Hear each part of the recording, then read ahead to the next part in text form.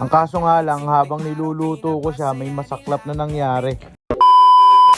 Hey yo, what's up? Ako nga pala si Roel. Kung di pa kayo nakapalo, wag nyo na akong ipalo. At dahil umuulan nga ngayong araw, bigla akong nag-crave sa pares. Ang kaso, wala naman akong karning baka. So naisipan ko, meron nga pala akong corned beef. At yun nga, umpisahan na natin sa paggigisa ng bawang. Isunod na rin ang ating sibuyas. Naglagay na rin ako dito ng 2 pirasong star anise. At patuloy ko nga lang yung ginisa.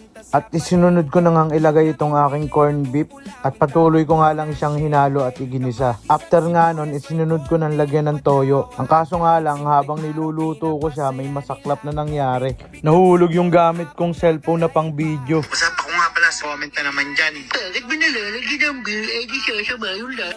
At dyan nga ay pumangit na ang sound ng cellphone ko na para bang may nakabara sa mga speaker niya. At tapos nagkaroon pa ng mga dent sa likod na kala mo napasukan ng mantika. At ngayon nga sa video to, nagbago rin yung voice quality ng voice over ko. Hay, buhay talaga. Mabalik nga tayo dito sa niluluto ko. Naglagay na rin ako dito ng asukal. At nilagyan ko na rin nga ng tubig. Nagdagdag na nga din ako dito ng chicken powder. At akin nga lang hinalo at hinayaang kumulo.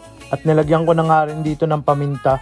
At nang kumukulo na, naglagay na nga ako dito ng slurry o cornstarch na kinanaw sa tubig. At pag kumulo na ng maayos at ganito na siya kalapot or depende sa gusto nyo, pwede na yan mga bossing. Nakagawa na tayo ng instant pares sa corned beef. At tara na nga mga bossing, kain tayo.